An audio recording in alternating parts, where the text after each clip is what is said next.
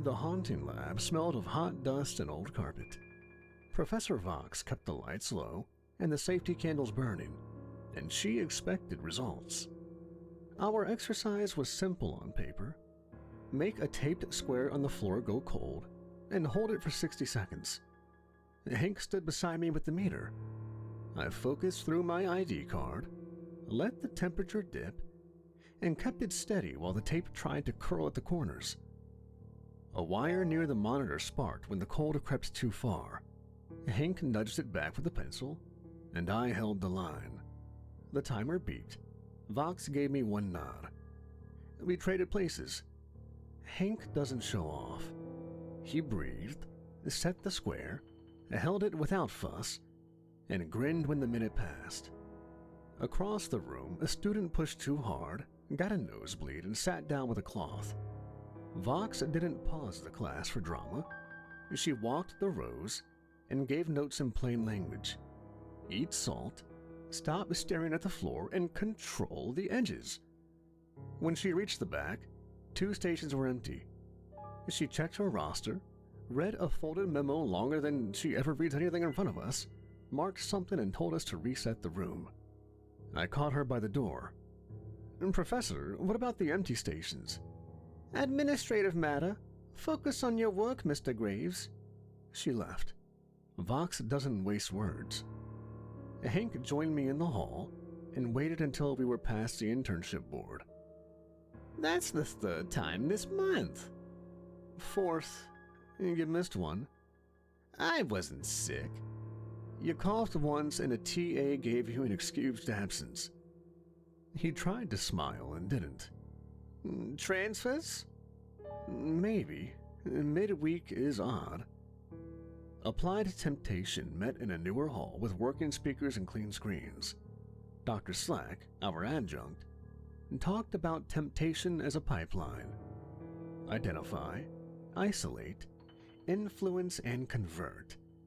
He said repeat customers were the backbone of growth, and that operators who could forecast returns would go far. A student asked if that sounded circular. Slack said most useful systems were, and moved on. He assigned a discussion post. Design a repeatable temptation sequence for a mid-level bureaucrat with a conscience and a mortgage. The room made a sound that wasn't a laugh or a groan. 2 chairs were empty here as well. No one asked. We cut through the admin wing on the way to the cafeteria. Posters for Capstone Night sat in a new stack by the registrar window. I picked one up. The date was sooner than the syllabus calendar. The fine print mentioned a partnerships showcase and a venue change. A watermark sat at the bottom. It looked official and unremarkable in the way that hides things. I kept the flyer. Early this year, Hank said. Yeah. I folded the paper into my binder. Hear anything? Cerberus says patrols are shifting. Extra coverage by admin after dark. Curfew reminders? Yeah. They make sense when people forget how stairs work. That doesn't explain the empty seats, I said. We ate by the window. The stew burned my tongue.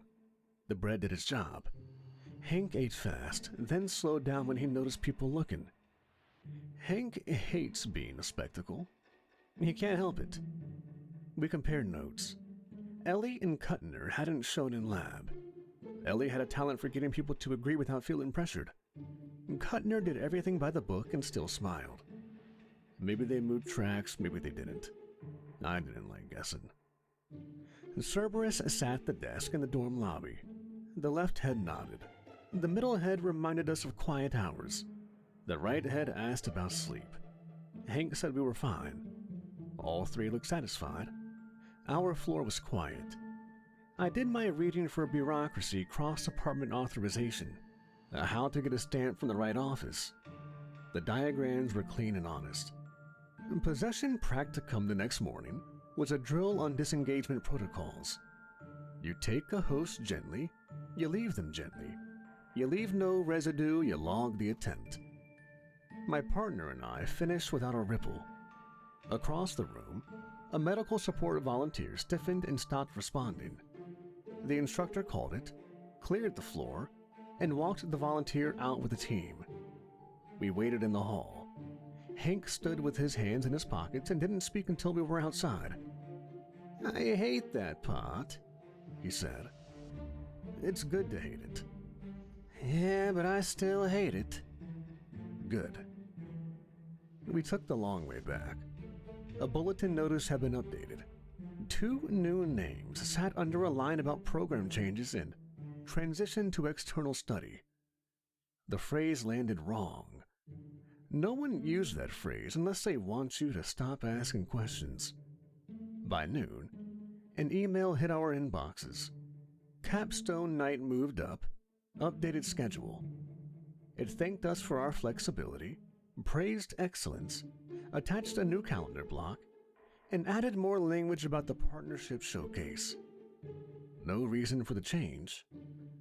I forwarded it to Hank. "You seeing this?" He replied from 2 doors down. "Come by." His room was what you get when you repeat a year until it fits over and over and over. Clean enough, stacks of books, practice kits, and 1 poster. He handed me a folded sheet, a copy of the overnight patrol schedule. He helps with move-in, and Cerberus trusts him with the heavy jobs. Trust is access. You don't waste it. "Look at the late blocks. Admin annex. Security doubles for the next 2 weeks. Drops back down 1 week after capstone." "That's not random. Something moves in or out. Or both." We didn't speak for a minute. The building hummed. A door closed down the hall. I read the schedule again. It was neat and ordinary. It didn't look like a warning, but it felt like one. "We could ask. Registrar, a professor, someone." "Oh, they'll close ranks. If it's nothing, we look foolish, and if it's something, then we'll look like a problem." "I don't want to be a problem." "Me neither." "I don't like this, man." "Me neither." He looked up at the patrol sheet. "So?" "We do what we're good at. We watch, we write. We don't question too much until we've got something to go on," I said. It was hard for me to just sit back and watch. I mean, something was clearly going on. Security patrols increased, students missing. I wanted to put the dots together, but we just didn't have enough information yet. "Or we ignore it and study for midterms." "We'll do that too, Hank." I slid the schedule under my notebook. I can hold 2 thoughts, you know. The week moved. Small alarms, drills, late coffee, emails that said nothing and too many words. A kid from Torture Ops bragged about an internship lead and then stopped showing up to meals. No one joked about capstone night anymore. People checked their shoes and schedules and kept their heads down. Security walked pairs near admin after dark and pretended not to notice who watched them pass. In Haunting Lab on Friday, Vox held us 5 minutes past the hour. She told us to watch our boundaries through the weekend and not to make other people's problems worse. She looked at me when she said it. As we packed up, she said my name and waited until the room emptied. "You have an eye for process," she said. "Use it." I try. Try harder. She left it there. I found Hank by the door and handed him the capstone flyer. We walked down to the admin wing without talking. The light there is always even. I laid the flyer on the tiles and lined the watermark with the corner pattern. It fit too neatly to be accidental. Hank didn't like that and neither did I. I took a photo, folded the paper and put it away. "Think we're seeing things," he said. "Maybe, but maybe not." We stood there a little longer and did nothing smart. Then we went to dinner and pretended to talk about midterms. We knew something was up, we just couldn't figure out why, and now Professor Vox kind of already, gave us a lead, told us that we were on to something, and told me to keep digging? Saturday, I was on laundry duty and grateful for a task that ends. I wrote out a list of questions that wouldn't get me written up if the wrong eyes saw them. I flagged the registrar forms that give limited access to anonymized retention data and drafted a request that sounded like a class assignment. I made a copy of the patrol sheet and put the original back where Hank kept it. At noon, I checked the calendar and saw that the capstone venue had changed again with no notice. The update said final like a threat and added a line about enhanced security protocols. Hank stopped by with a bag of rolls from the kitchen and set them on my desk like a peace offering. "We can still walk away." "We can, but we won't," I said. He sat. "You ever think about what you'd do if this place offered you a safe job and told you to stop looking?" "I'd take the job and then I'd learn where it kept the keys, man." "You're gonna get us in trouble." "Not if we're careful." "Are we careful?" "Usually, but let's try to be better than usual." That night, I put the flyer, the patrol copy, and my draft request in a folder and slid it under the bottom drawer. I slept badly and woke before the alarm. The hallway was quiet. The building felt like it held its breath. I went downstairs for coffee and watched the admin wing through the glass. Security paced their route on time. The registrar window stayed dark. The stack of capstone posters sat untouched. I finished my cup and went back upstairs to get ready for class. I told myself I was going to the registrar for a form like any other student, and that I would ask one extra question. I told myself I would stop if the wall felt too thick.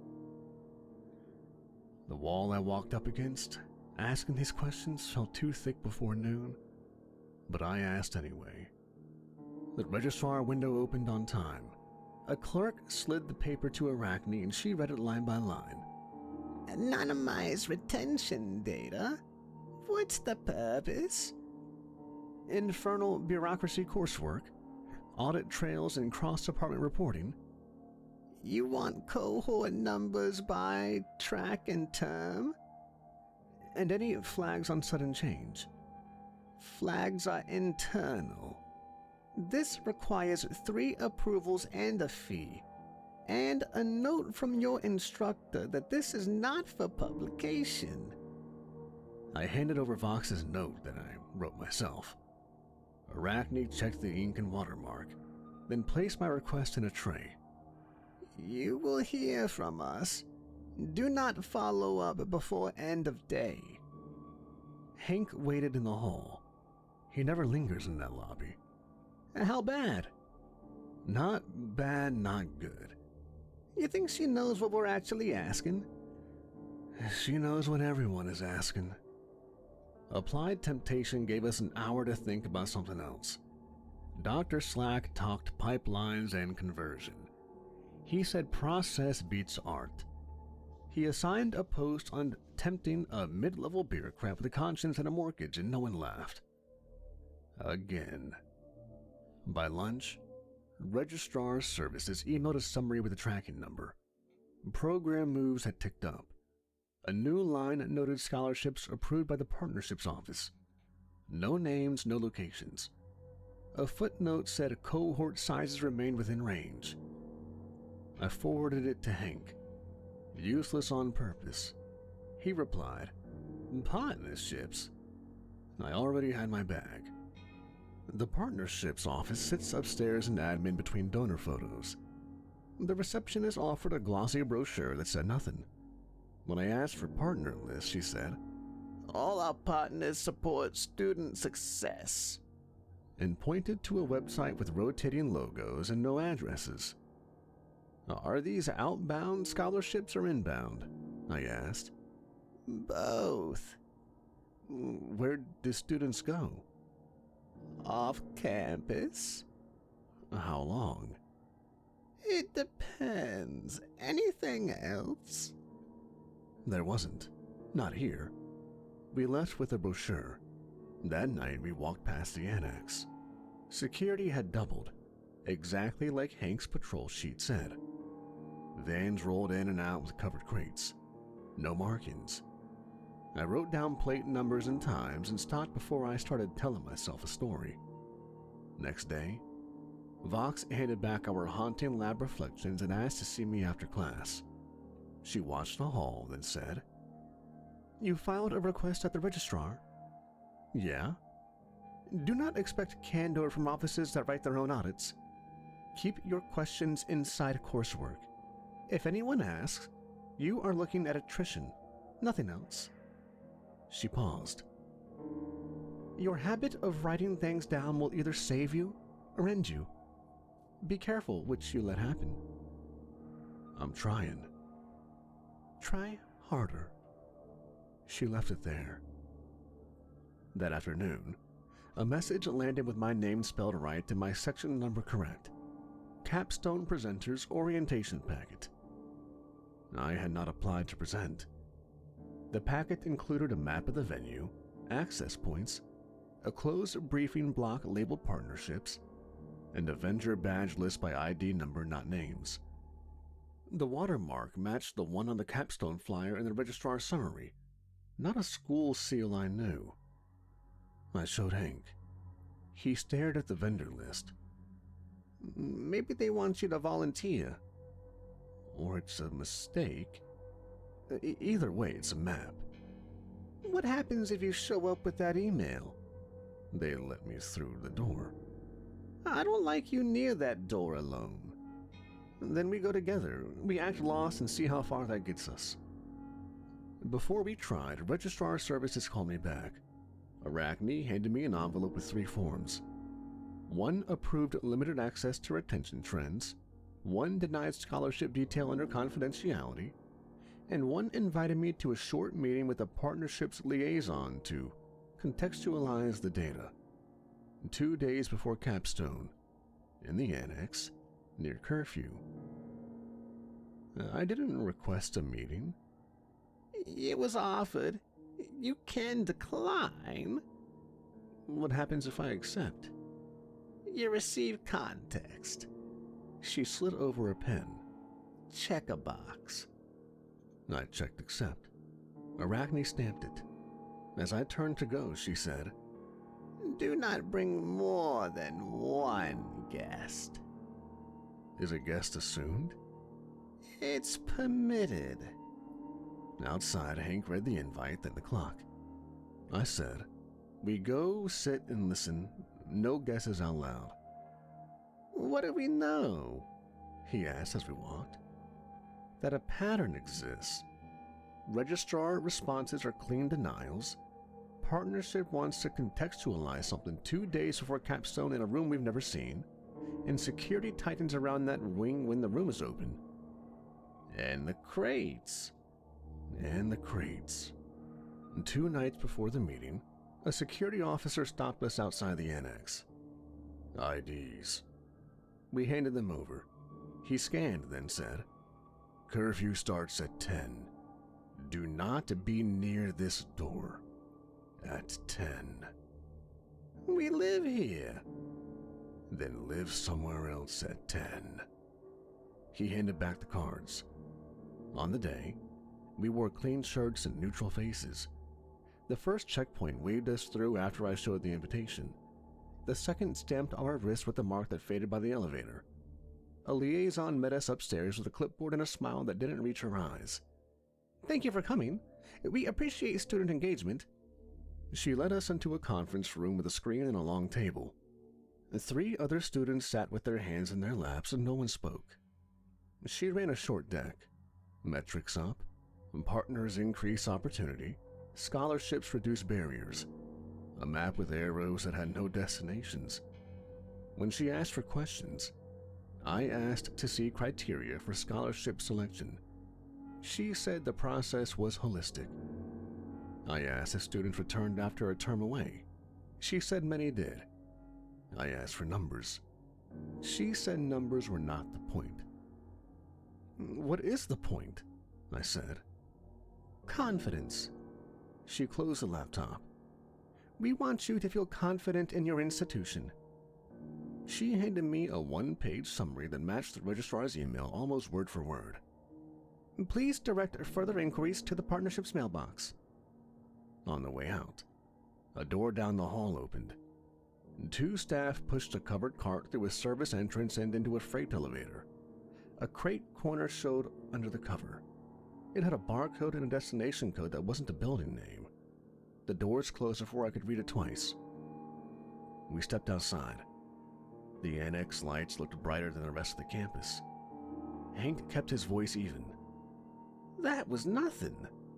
It was a lot of nothing, and that matters, I said.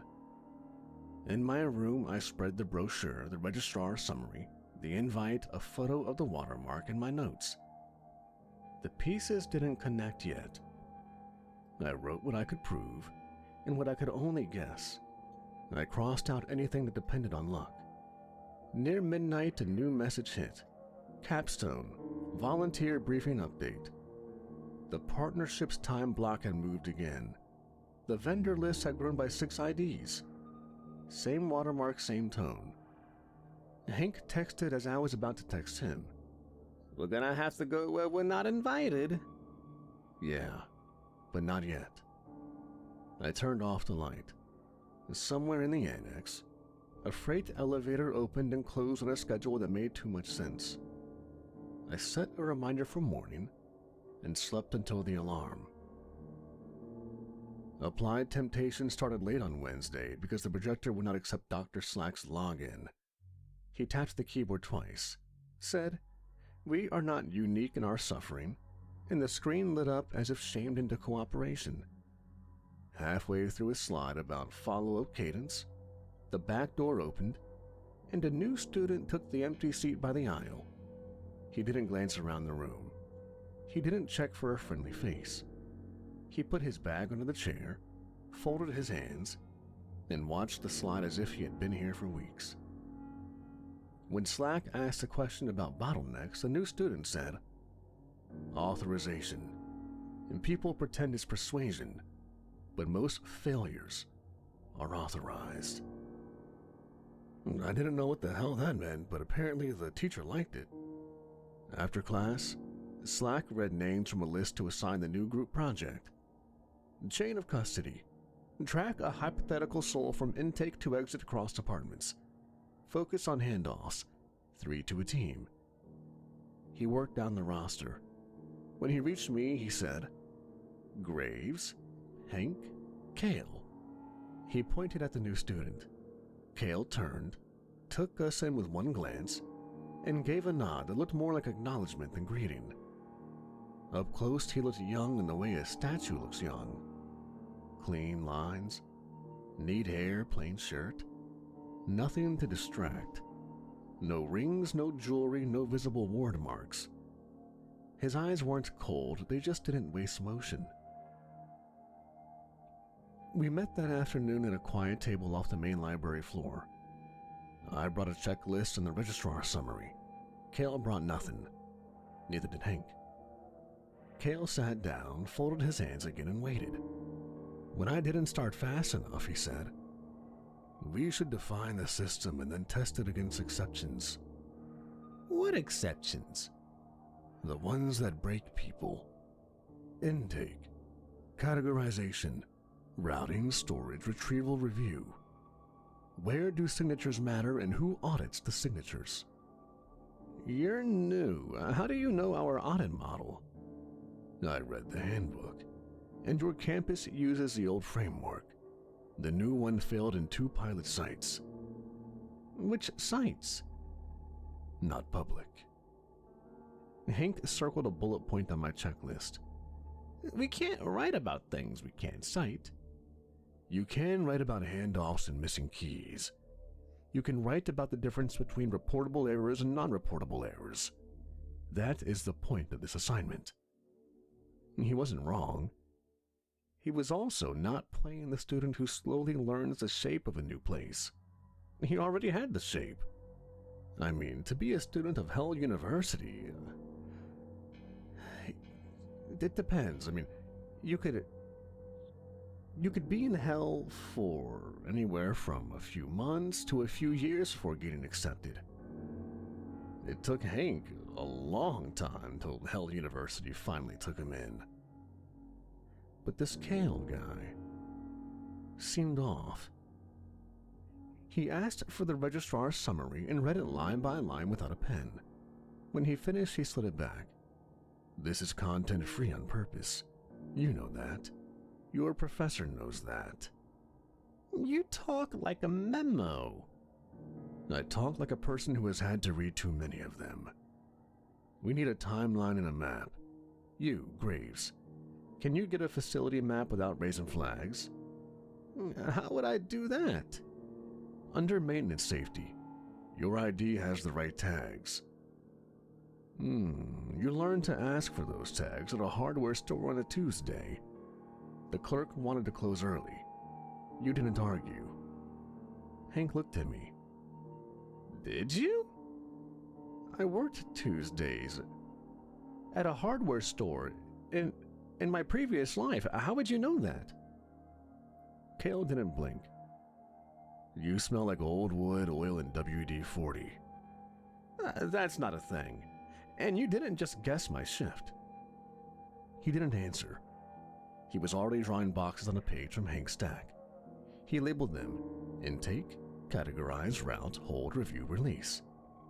He drew arrows back from review to route and hold. This loop is where souls get hurt. It stays quiet because the loop is internal. We don't need to make this into a crusade, guy. It's just a group project. We don't. But let's do this project right. We worked for an hour. We split tasks. I would draft the handoffs we could document. Hank would sketch a clean process with the fewest approvals needed. Hell is full of red tape and bureaucracy. Kale would map the gaps and cross-check any public claims partnerships had made about scholarships. He asked me for copies of the capstone packet in the registrar email. I gave him scans and kept the originals in my folder. I also told Kale about how students have been going missing lately, and this capstone project kept getting moved around. At the end, he stood to go and then stopped. You should stop keeping your watch in your bag. You think it's sentimental to carry it. It's only hurting you. I felt my face harden. What watch? The one you wore the night you broke your wrist on a delivery bike. You were in a hurry. The alley was wet. The watch stopped at 9:17. You kept it. You took it into the afterlife with you. You don't need it. My jaw dropped in confusion and amazement at what Kale had said. Nobody knew that but me. Before I could respond, though, Hank's chair scraped. Hey, what's this? Kale looked as if he was trying to pick the right word. Observation. He picked up his empty bag. See you guys tomorrow. He left. We didn't talk for a whole minute. Hank finally said, If this is a prank, it ain't funny. We met the next day in a study lounge because the library was full. Kale arrived exactly on time and listened while I read the registrar denial for names on the scholarship committee. He nodded once. Expected. They will invite you to a briefing since you're class leader and give you a slide about values. They already did. We went. Good.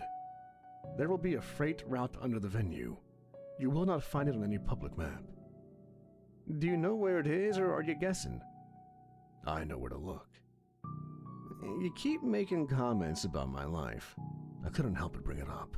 It was bugging me all night. Hardware store, bike? You have one more, and then you're going to have to explain yourself. I need to see your room. I'll bring you notes tomorrow, Kale said. He walked out.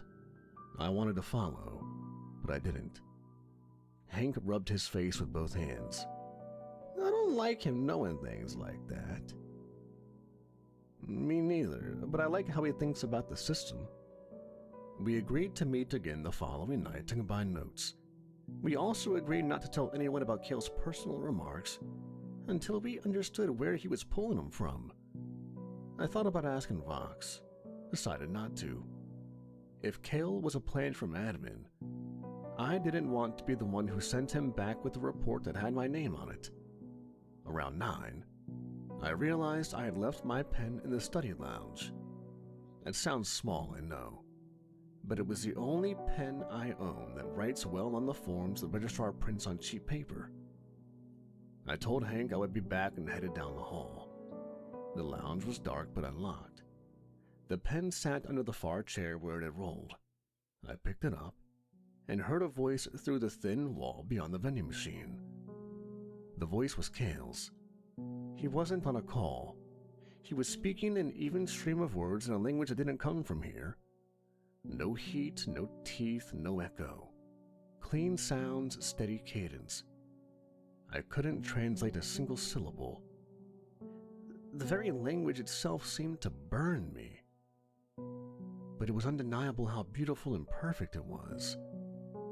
I backed out and almost tripped over Hank in the hall. He followed because he follows me when I leave in a hurry. He's always worrying. We went to the next door over and knocked. No one answered. We knocked again. The light under the door went out. Footsteps crossed the floor, the lock clicked. Kale opened the door in a plain shirt and bare feet. His room looked like a photo taken from a handbook. Bed made, desk clear, bag by the chair. No posters, no food, no books, no words. You were speaking to someone. That wasn't the language they teach here. He didn't fill the silence. He stood aside. You can come in. We did. Hank closed the door behind us and stayed by it. I stood at the desk because there was nowhere else to stand. These dormitories were pretty small. Kale leaned on the dresser and gave us the patient look of a person who has been waiting for this conversation since they arrived. I don't like being lied to. I haven't lied to you. You haven't told me the truth either. I could say the same to you, but I won't. He rubbed his knuckles once. I am here under authority to audit. There are rules. I need proof to act. I think you know why I'm here. Because students are disappearing. Because the registrar and partnership smile and give us nothing. Because security cares about the annex more than the dorms. And because Capstone Night moved and keeps moving. And because your dean is selling something he cannot sell. There are rumors it souls. There is a buyer outside the two realms that claim you. I am here to confirm or deny. I am not here to take anyone who does not choose to go.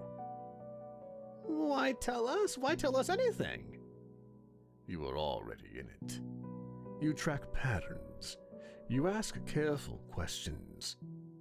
You try to protect people even when you think you are failing. I would prefer you did not do that alone. And you are not completely lost, Mr. Graves. People tell you that you are, and you accept it, because it is easier than arguing. You still carry a few things that do not fit here in hell. That matters. What things? Integrity, for one. You keep doing what's right, even here in hell. I sat without meaning to, the one chair in the dorm. If we help you, what happens to us when this goes down? I will do my best to keep you safe. You could be lying. I could. But I think you know I am not. He held my eyes for a beat and then looked away to make it easier for me to breathe. Help me find the handoff that leads out of the system. If I show the right page to the authority, the door closes. Authority? Are you talking about heaven? Kale didn't flinch. I mean the law that both sides agreed to so the world keeps its shape. You're an angel, I said.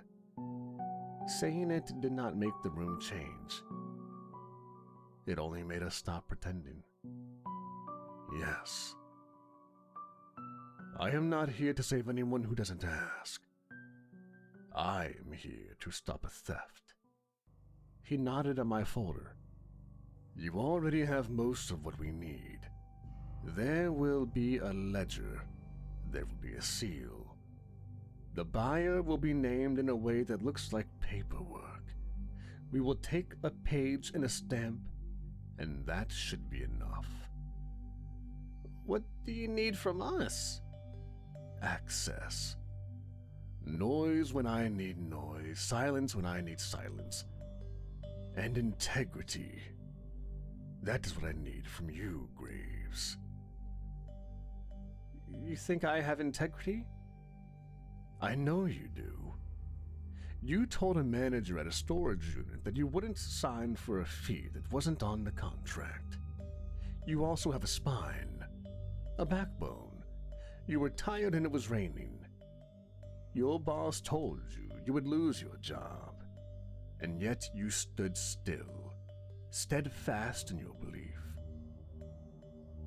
A week later, you did lose your job because you wouldn't sign. Stop, you can't keep doing that. I can stop saying it, but it will still be true.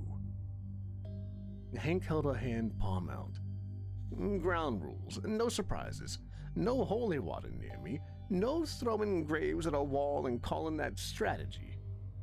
No holy water, no throwing, and I will tell you before I open a line to heaven. Deal. We find the ledger, we find the seal, we find proof that the Dean is selling souls. We try, and we do not talk about this to anyone. Tomorrow, Annex. Bring IDs, wear shoes you can run in. Optimistic. Prepared, Kale said. We left, and back in the hall, Hank exhaled the breath he had been holding since we knocked. We're really doing this. We are. I checked my ID, checked my shoes, and wrote a short list. Ledger, seal, freight, proof. I turned off the light and tried to sleep. The building kept breathing.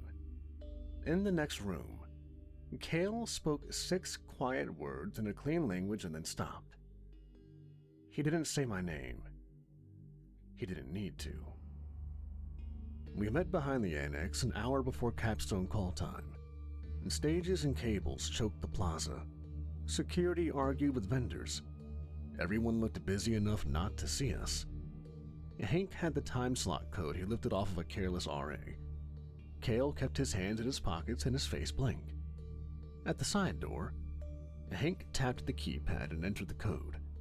The indicator flipped amber, 5 minutes of blind spot. Kale said, "Now," and we slid into the service corridor. Cooler air, old fixtures. Crates wrapped in the same blank sheeting I'd logged last week. A ward plate guarded the next door. Kale tilted his head, spoke 6 clean sounds, and the outline dulled. 2 seconds. I swiped my ID, override stamp pressed firm, and the reader popped green. Hank eased us through before the ward broke.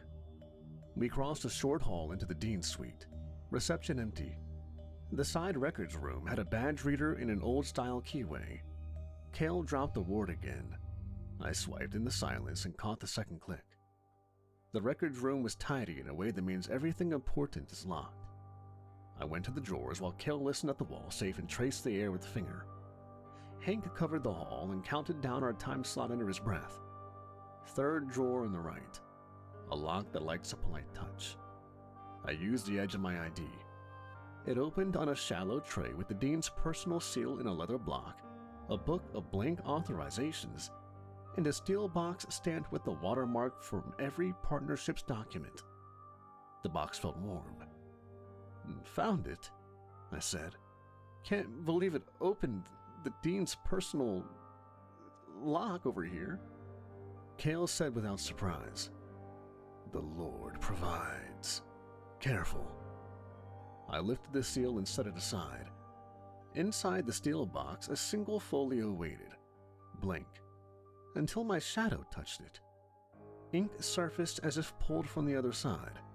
Columns for units, release, destination, names in a clean hand. Ellie and Kuttner among them. Destination, the quiet creditor. A schedule block at the bottom.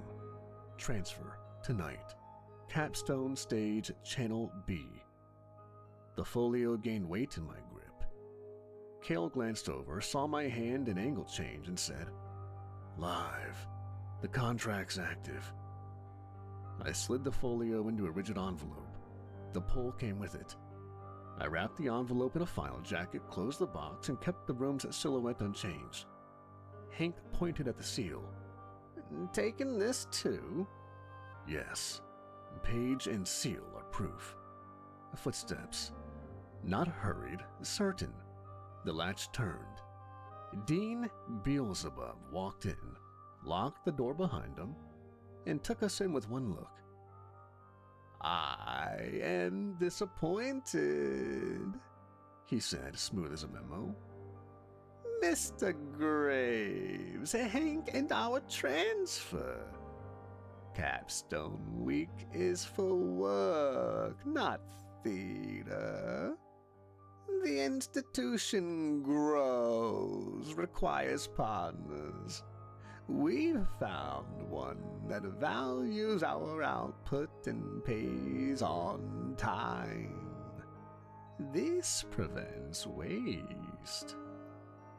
Kale shifted a half a step in front of me. "You don't own what you're selling."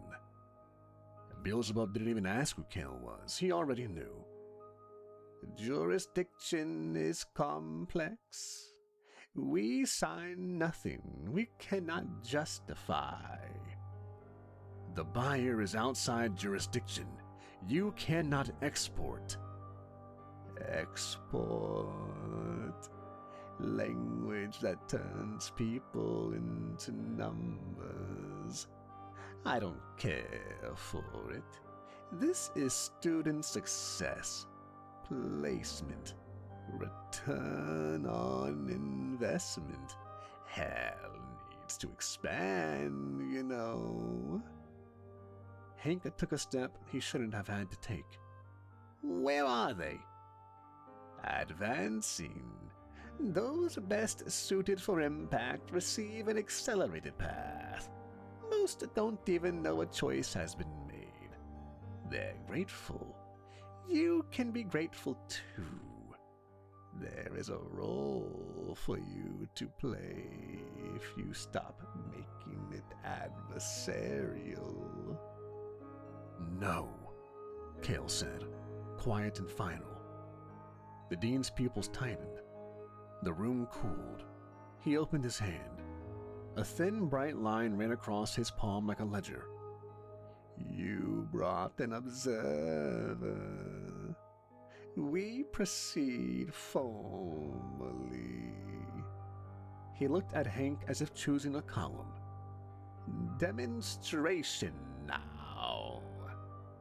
"Don't," I said, stepping, but Kale's arm pressed me back. The dean's gaze brightened. The air thickened around Hank. Sound dropped and stone climbed his shoulders in a clean sheet. He turned halfway toward me and froze with his hand raised to move me back.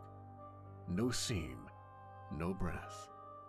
From Hank's feet to the top of his head, he was covered in stone. Hank stood as a sculpture of intention. I touched his shoulder, cold and hard. I took my hand away and didn't look at it tremble. Petrification binds demonic matter. It resolves when I say it resolves. He turned to Kale. Put everything back and we will pretend this was mere curiosity. Release him. No. The dean lifted his other hand. The bright light condensed and aimed at me. Kale moved. He drew a shape in the air. The glare hit it and skidded, scoring the cabinet in scorching paint. Beelzebub blinked once and recalculated. Darius, Page, seal. I shoved the seal into my bag, jammed the door shut, and looked for a door we could own. Not the hall, the service duct behind the shelving. I pressed the panel where the installer had been lazy. It gave. Dust and oil breathed out. Go, Kale said. I slid into the duct with the envelope tight against my chest. Kale followed and pulled the panel closed cleanly. The dean's voice stayed level on the other side. You can't outrun me, Mr. Graves. The duct ran 4 meters, dropped to a cross shaft, and turned toward the freight level. I counted brackets I'd memorized from a facilities map I wasn't supposed to have had. My bag knocked my hip. I held it so the seal didn't ring. We reached a grate over a maintenance bay. Kale touched the frame, the fastener spun. We dropped into a narrow space behind the freight elevator. Voices moved on the other side of the doors. No alarms yet, but they would come. Down the service stairs. Left at the tin drain, then right. Tunnel goes under the stage. Hank, I said. We won't leave him like that. Don't worry. I nodded and moved. Narrow stairs unlit. At the bottom, a low tunnel with pipes on one wall and fresh paint lines on the other. The same mark I'd matched to the flyer. We cut left at the tin drain, the tunnel leveled, then rose. Above us, Mike checks thumped through the floor. The world upstairs practiced. The world below enforced. Behind us, something heavy hit the door. The shock traveled the metal. 5 minutes, maybe less. At the last turn, he stopped me with a hand. Ward on the understage door. I can drop it for 1 second, swipe and push. Don't think about anything else. All right. I swiped. Green flash. I pushed. The door opened onto catwalk's shadow and rope and light grids. We slipped through and let it settle to a hairline so spill didn't show. Kale wedged it with a hidden stop. We were in. Page and seal on me. Hank frozen in a room I could still smell on my hands. I stood still long enough to know I was going to move anyway. Kale pointed toward a service stair that climbed to deck level and another that dropped to a crawl space under the stage. Channel B will be slow. They'll route through a circle you won't notice unless you're looking for the drain valves. You know where the risers are? I do. Good. We find the circle, confirm the schedule, and get back out before the dean closes the net. You're steady. Stay that way. I nodded. The alarm started as a polite chime and became a command. Shelter in place, locks thumped. We took the understage ladder down. The ledger under my arm vibrated like it wanted to be somewhere else. Above us, capstone music kept playing. A cross corridor led to a door marked Service Canal. 2 enforcers turned the tunnel. Kale spoke 6 clipped sounds. Their eyes slid past us to a problem that wasn't there. We walked, not ran. Sprinting draws eyes.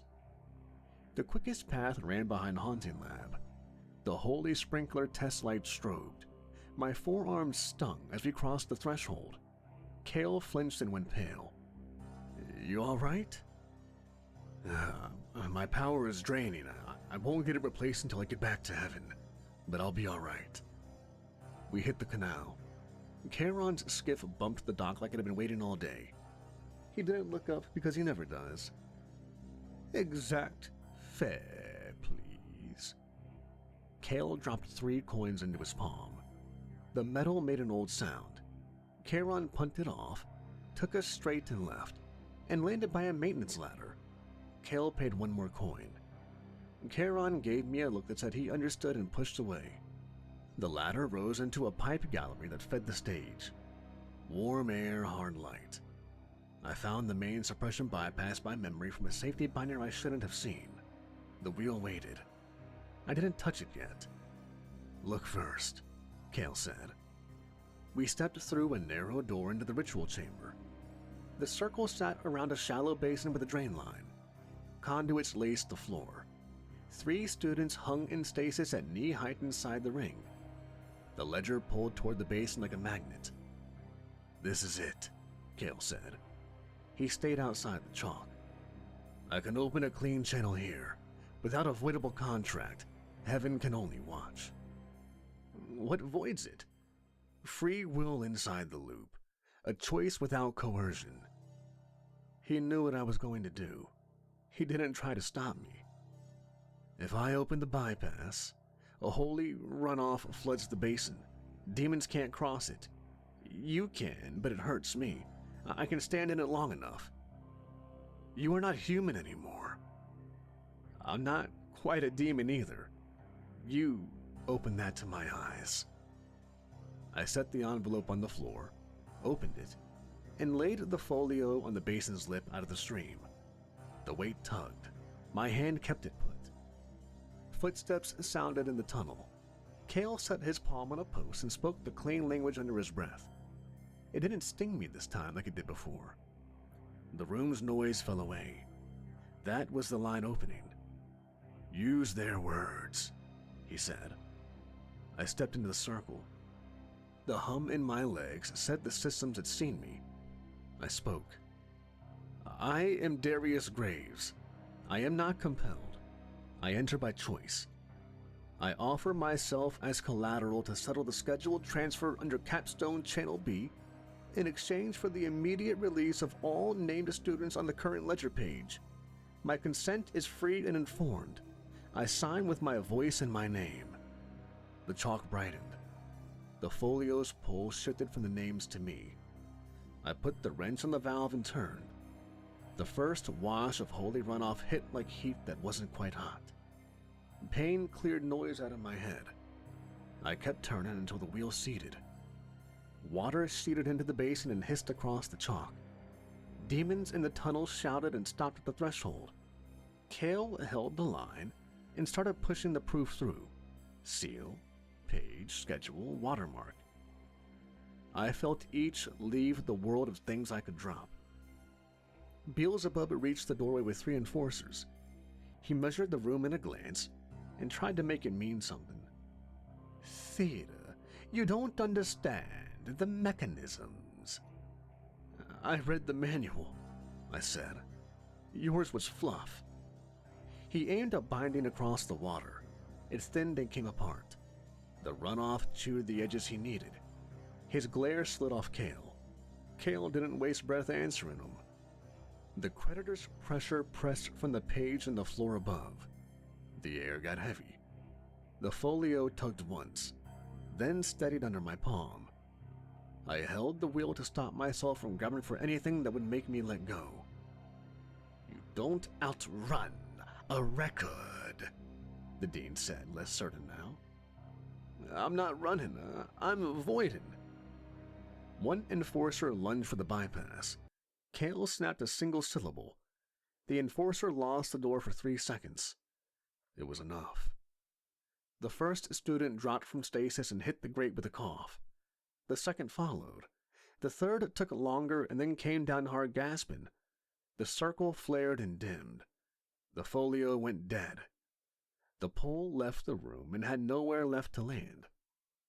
"Now," Kale said. The line closed with a click that made my teeth ring. He staggered, caught himself and stood straight. The dean looked at the students and at the blank page and knew what it meant for him that the seal had already gone up clean. "You have broken nothing," he said.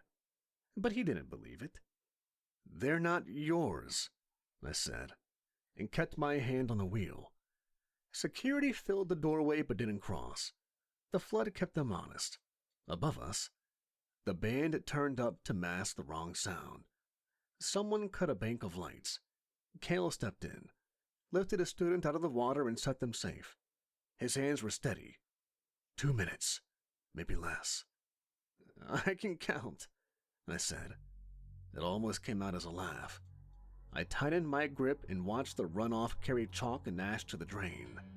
Heaven found an opening, and heaven had to take it. Beelzebub tried one more shape. It broke on the water and left a smell like hot metal. The authority went out of his face. He looked like a person who had just realized the rules also applied to him. No longer could he break them however he wished. My knees numbed before my hands. Kale's face found mine in the dim. Enough. Let go. Not yet. Darius, they're out. The souls are back. I counted 3 breaths and released the wheel. The runoff kept flowing on its own. The basin was clean. The students were breathing. The dean held very still like a man avoiding a spotlight that had already found him. I stepped out, and the room tilted. Kale's hand steadied me, and then left, because he had to stay upright. I put my palm on the floor, and left a wet print that meant nothing to anyone but me. For now, it meant I was still here. We lifted the students. Behind us, the water ran. Above us, the music strained to sound normal. Between those 2 sounds sat the choice I had made, and it was already changing what came next. The room held 3 breaths after we moved the last student. The runoff hissed. Then the pull on my chest loosened. Sound slid, weight changed, and my feet let go. I rose. I began to ascend. A white light encircled me. The understage circle dimmed beneath me. The ledger page drained to blank line by line. Enforcers stood at the water's edge, held there by rules they liked when they worked in their own favor. Beelzebub watched, calculating, with evil intent. Kale met my eyes, lifted 2 fingers in a small salute. They seemed to say, "I'll see you soon," and turned back to the door. Air thinned to space that didn't push back. The band's noise fell away. No tunnel, no beam, just up. And then everything went blank. I arrived in a quiet hall that could have been a clinic waiting room on a good day. Clean light, 1 chair, a counter. No gate, no trumpets, no book. I sat down because the chair was there. Time didn't press. My hand stopped arguing. The old watch in my pocket felt like a decision I didn't have to make anymore. I set it on the counter and waited. Footsteps. Kale rounded the corner in the same plain clothes, minus the student act. No armor, no glow, just him. "You made it," he said. I noticed. The transmission carried. The channel held. Intervention moved under the audit clause. Transfers are halted. The buyer is barred. And you made it here under the sacrificial clause. You gave up your life for this. And because of the work we did, the dean is under sanction.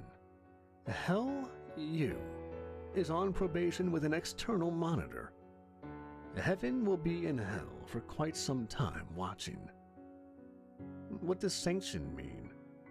Limited authority, supervision, no unilateral contracts, review of past partnerships.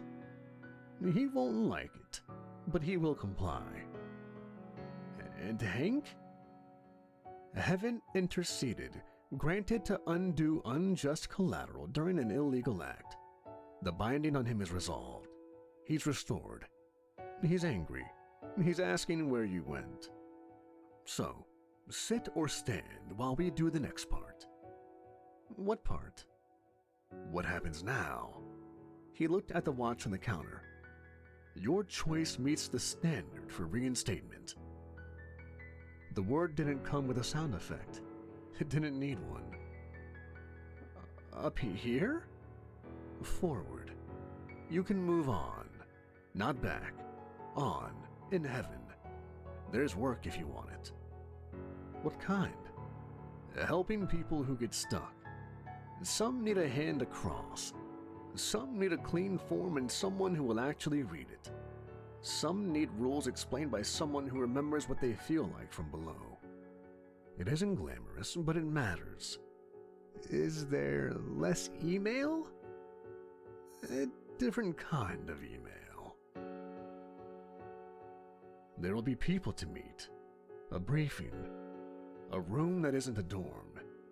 If you want the work, I'll put your name on it.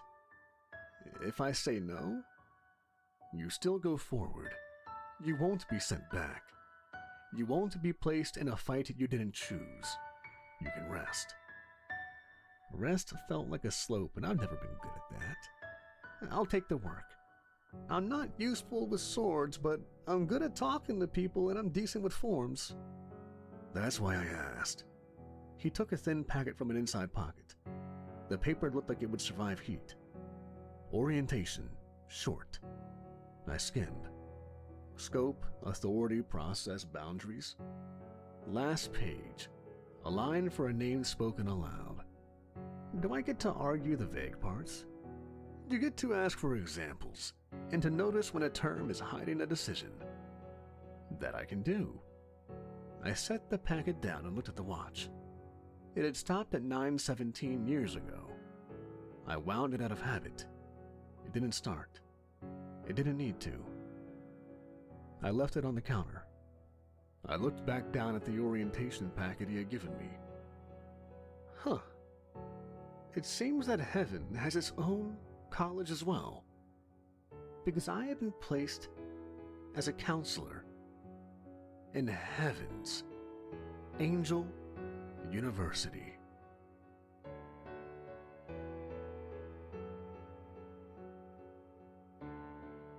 Hey everyone, Kevin from Nightmares Nightly here.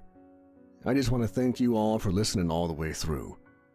I know these Dealmaker stories tend to be a bit more of a slow burn, and if you stick around and enjoy them, it really means a lot. This series is one of my favorites to write because it lets me wander into the philosophical side of things, digging into the human mind, our desires, our longings, and the quiet roots that feed them. So, to everyone who stays for these slower, more deliberate tales, thank you. You make telling them worth it. If you enjoy these, please consider becoming a member, where I do plan to upload every week. And as always, thanks for listening, everybody.